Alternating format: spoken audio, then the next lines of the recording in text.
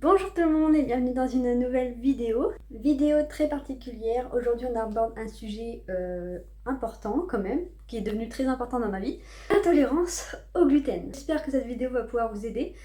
Je vais vous parler de comment moi j'ai pu le découvrir, que j'étais intolérante au gluten, parce que je l'ai su par moi-même. Les médecins l'ont confirmé par la suite, mais c'est d'abord moi qui ai pu constater par plusieurs choses qui sont arrivées petit à petit dans ma vie que le gluten, je ne pouvais plus du tout en manger.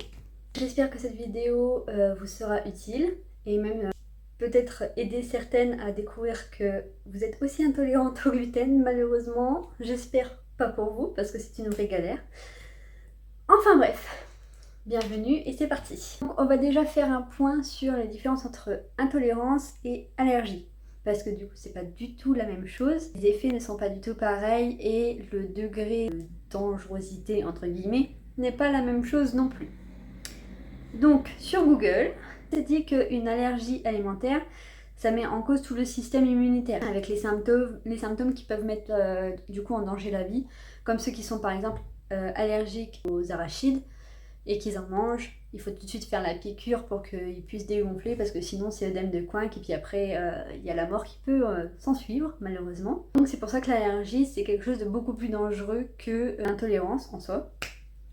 Donc je suis très contente de ne pas être allergique. Et l'intolérance alimentaire c'est juste l'incapacité à digérer ou à absorber certains aliments. Donc moi c'est vraiment ça, une incapacité totale à digérer tout ce qui contient du gluten. Le gluten, c'est quoi? C'est ce qui est à base de blé. Donc, c'est-à-dire la farine, les pâtes, tout ce qui est gâteau, je ne peux plus, sauf si c'est moi qui l'ai fait maintenant. Certaines sauces alimentaires aussi, comme le soja. Certaines sauces pesto en contiennent aussi. Qu'est-ce qu'il y a d'autre avec du gluten? Un peu tout ce que vous mangez, les wraps, il y en a. Donc, tout ce qui est fast-food, je dis adieu. Et j'étais quand même une bonne consommatrice des fast-food. Tout ce qui est restaurant, maintenant, il faut que je fasse attention. Il faut que ça soit sûr que je puisse avoir des repas sans gluten, donc c'est-à-dire des salades, parce que dans les restaurants, en tout cas là où je suis, j'habite à Reims. Et à Reims, il n'y a pas de restaurant sans gluten encore, enfin ils font pas d'alternative sans gluten. Déjà qu'ils commencent à faire l'alternative végétale, c'est déjà pas mal. Mais c'est pas comme en Australie où tu vas dans le McDo et il y a une alternative sans gluten. L'Australie, ils sont vraiment là par rapport à nous où on est encore là sur tout ce qui est végétal et puis sans gluten et sans lactose. C'est une vraie galère maintenant. C'est un casse-tête quotidien pour se faire à manger parce que en plus j'habite avec mon copain qui lui n'est pas du tout intolérant au gluten donc il a la chance de pouvoir manger tout ce qu'il veut. Donc ça fait double course, double recette. Donc vaisselle x2, heureusement qu'on a un lave-vaisselle. Mais enfin voilà quoi, c'est tout, tout un quotidien en fait à changer. Surtout quand tu vis avec quelqu'un. Parce que si tu vis tout seul, c'est ton quotidien à toi que tu changes. Mais quand tu vis avec quelqu'un, la personne aussi a son quotidien qui change un peu. Parce que du coup, elle aussi, quand elle te fait à manger, il faut qu'elle réfléchisse à ah bah non, il faut que je fasse ça sans le faire avec cet ingrédient-là et tout. Donc c'est un peu compliqué. Alors comment j'ai su que j'étais intolérante au gluten? Je mange beaucoup de pâtes. J'étais une très grosse mangeuse de pâtes, j'adore les pâtes. Tout ce qui est pâtes au pesto, pâtes à la bolognaise, des lasagnes, même les pâtes au jambon. Je mangeais H24 des pâtes.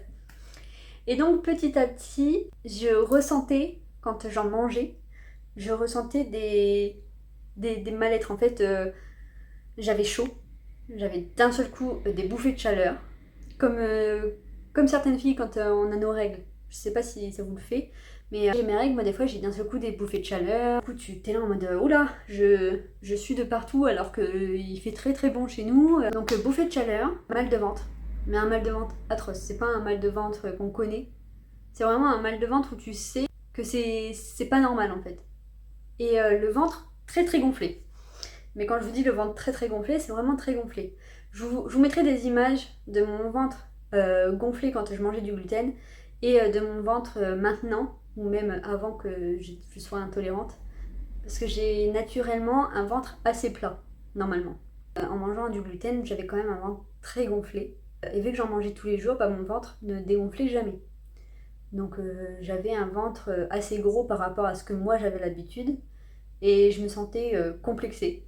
Vraiment, vraiment le mot, parce qu'en fait, quand je m'asseyais, j'avais pas du tout l'habitude d'avoir ce petit bourrelet qui dépasse du pantalon, ou d'ailleurs mes pantalons, j'avais du mal à les fermer tellement mon ventre était gonflé, donc je me suis dit, bah mince, j'ai rien changé à mon habitude de vie, et pourtant, bah, je rentre plus dans mes pantalons. Ça a été vraiment un peu un déclic aussi dans ma tête à me dire, c'est bizarre quand même que à chaque fois que je mange du gluten, enfin, ouais, si, du gluten. Au début, je me disais pas forcément le gluten, c'est juste bizarre quand je mange des pâtes, j'ai chaud, j'ai mal au ventre. Du coup, je m'interrogeais un peu et je me suis souvenue d'une vidéo. Alors, ceux qui regardent Juste Zoé, peut-être qu'ils connaissent la vidéo, mais Juste Zoé, c'est une youtubeuse très connue quand même, qui a plus qu'une intolérance au gluten, elle a la maladie cœliaque. Et la maladie cœliaque, c'est une maladie auto-immune, je crois, qui t'attaque en fait, qui attaque ton corps. Donc c'est pas ouf. J'ai croisé les doigts pour pas avoir cette maladie, parce que je me suis dit, si en plus d'être intolérante, j'ai en plus de ça la maladie, c'est atroce. Mais je n'ai pas la maladie, je suis juste intolérante. En fait, je me suis rappelée de cette vidéo-là, où elle disait, bah, j'avais tout le temps le ventre gonflé, je me sentais jamais bien, mes pantalons je rentrais plus dedans. Et je me suis dit, bizarre quand même. C'est bizarre, il y a quand même beaucoup de points communs. Donc c'est comme ça que j'ai commencé à faire attention à tous ces petits trucs-là. Et plus je mangeais du gluten, plus les symptômes étaient assez énervés. Au début, j'avais juste les bouffées de chaleur, le ventre gonflé. Et après, on va pas être du tout glamour dans cette vidéo-là. Après, j'avais le mal de ventre qui s'est installé mais pendant plusieurs heures avec une envie de vomir. Et j'allais tout de suite aux toilettes après avoir mangé pendant au moins 30 minutes. Et j'étais pliée en deux sur les toilettes. Mais quand je vous dis pliée en deux, avec une douleur, mais une douleur, c'était atroce. J'espère que vous aurez jamais ça. Parce que c'est atroce de manger un truc que t'aimes mais que 2 secondes après t'es aux toilettes parce que tu le digères pas et qu'en plus de ça tu souffres aux toilettes. Non, non, c'est vraiment atroce. Et d'ailleurs, en parlant de toilettes, il y a aussi ce truc-là qui a changé dans ma vie, c'est que j'allais aux toilettes vraiment très très très fréquemment. J'allais au moins 4 fois par jour, donc ça fait quand même beaucoup. Et pas pour faire pipi, hein. Pour faire pipi, ça va, 4 fois par jour, c'est même peut-être peu, je ne sais pas. Mais c'était pour l'autre chose. Donc ça faisait quand même beaucoup, j'en pouvais plus, je passais ma vie aux toilettes, en plus pliée en deux. Donc je commençais vraiment à en avoir marre. Et j'ai commencé à me dire, tiens, je vais faire des jours où je diminue, où je mange pas de gluten. Du coup, ces jours-là, mon ventre, comme par hasard, redevenait plat. En plus de ça, j'allais pas aux toilettes, je me sentais bien, j'avais un peu plus d'énergie, enfin voilà quoi. Et là, je me suis dit, bon, bah tout ce que tu regrettais arrive au final. Et de là, je me suis dit, bon, on va pas non plus être le médecin, hein, on va quand même aller voir des médecins spécialisés pour être sûr que ce que j'avance, c'est vrai. Du coup, j'ai été voir mon médecin traitant qui m'a dit d'aller voir un gastro-entérologue, je crois que ça s'appelle. Du coup, j'ai été la voir. Elle m'a posé quelques questions, donc depuis quand tu as ça, quels sont les symptômes et tout. Un peu tâter le ventre aussi, savoir si du coup j'étais raide à certains endroits. Je sais pas si tout le monde c'est comme ça, mais en tout cas moi, pour savoir si j'avais la maladie cœliaque, pour l'écarter, elle m'a dit de faire caca dans un pot. Très glamour encore une fois. Donc comment vous dire que ce moment était très gênant. D'ailleurs, en fait, ça c'est vraiment horrible. Je sais pas si vous avez déjà dû faire cet examen-là. Mais du coup, j'ai été au laboratoire parce que, en fait, il faut faire une prise de sang, plus du coup faire les analyses fécales, je crois que ça s'appelle. Et du coup, en fait, ils te donnent un petit pot vide que tu ramènes chez toi, comme ça, t'es avec ton petit pot vide, tu te trimbales comme ça dans la rue. Et tu rentres chez toi, tu fais caca dans le pot. Donc une galère aussi de faire caca dans le pot. Après, je le remets dans leur petit sachet. Le sachet, bien sûr, est transparent. C'est génial. Le pot n'est pas transparent par contre, heureusement. Mais toi tu sais ce qu'il y a dans le pot. Et t'es obligé de te rebalader dans la rue pour l'amener au laboratoire comme ça. Et quand tu arrives au laboratoire, tu es obligé de dire oui, c'est pour les analyses fécales que je viens ramener. Ah, le malaise. Le malaise. En plus, ce jour-là, il y avait du monde derrière moi. J'avais envie de mourir. Enfin bref, les analyses ont mis, je crois, 4-5 jours à arriver. J'avais pas du tout la maladie cœliaque, donc ça a été enlevé. Et je suis retournée voir la gastro-entérologue qui m'a dit bon bah du coup vous n'avez pas la maladie cœliaque mais vous êtes bien intolérante au gluten, donc il faudrait aller voir une nutritionniste et faire tout le truc, tout le rééquilibrage alimentaire par derrière. Ce que j'ai pas fait. J'ai pas été voir une nutritionniste parce que déjà bah, ça coûte cher. Clairement, j'ai pas les moyens de mettre des sous pour qu'on me dise tel aliment tu peux le manger, tel aliment tu peux pas le manger. Je le sais maintenant. Enfin, je regarde les sachets, je regarde les ingrédients. Je suis obligée maintenant de regarder tout le temps tous les ingrédients qu'il y a dans un plat. J'ai juste attention comme ça en fait. Maintenant, c'est dès que je veux acheter quelque chose, l'automatisme est de regarder les ingrédients à l'intérieur et d'être sûr qu'il n'y a pas de farine de blé ou de gluten carrément. Des fois, c'est même écrit gluten. C'est même écrit gluten de blé. Alors là, ça c'est le summum du summum. Hein. Ça, faut vraiment pas que je le mange parce que je dead sur place. Là, comment j'ai su que j'étais intolérante au gluten, c'est avec toutes ces petites choses-là.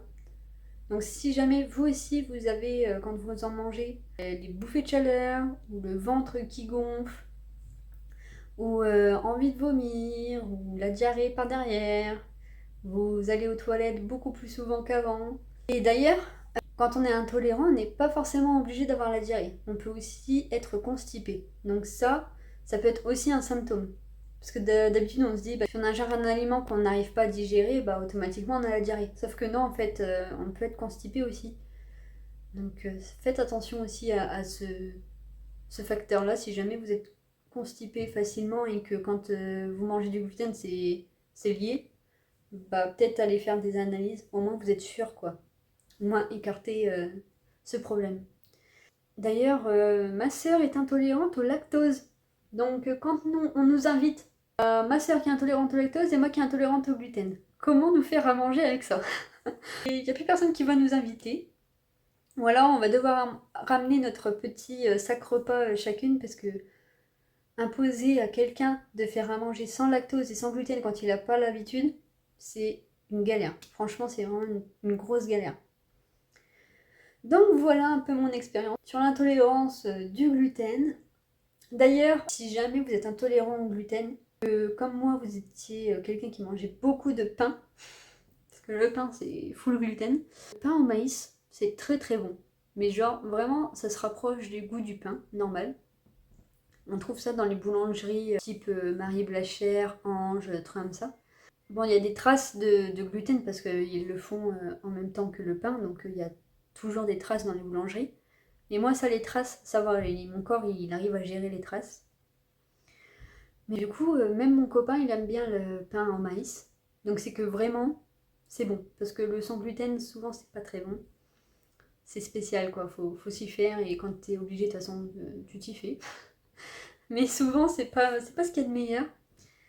Et là, par contre, il aime beaucoup et même maintenant, on n'achète plus que ce pain-là, presque. Donc, si jamais vous ne savez pas que le pain au maïs peut être facilement digéré quand vous êtes intolérant au gluten, n'hésitez pas à tester et dites-moi en commentaire si vous aimez. Je ne sais pas si ça vous intéresserait que je fasse des recettes sans gluten que je fais de temps en temps. Je vous cache pas que je suis pas une très grande cuisinière. Je déteste cuisiner le salé. J'adore cuisiner tout ce qui est sucré. J'ai toujours aimé cuisiner les gâteaux, tout comme ça. Mais le salé, je déteste ça. C'est long, c'est chiant. Même j'ai un palais sucré, donc j'apprécie plus de faire à manger pour le sucre. Mais du coup, si jamais ça peut vous intéresser que je fasse des vidéos recettes sans gluten, n'hésitez pas à me le dire en commentaire. J'en ferai quelques-unes que j'ai déjà expérimentées et qui sont bonnes. Parce que j'ai déjà expérimenté des recettes et c'est vraiment pas bon. Des fois, c'est compliqué hein, de manger sans gluten. Mais enfin voilà mon expérience et j'espère que ça aidera plusieurs d'entre vous. J'espère que vous ne serez pas intolérant au gluten et que vous n'aurez pas la maladie cœliaque aussi. Je vous souhaite du coup une bonne santé, une bonne journée et on se dit à très vite dans une nouvelle vidéo. Bisous.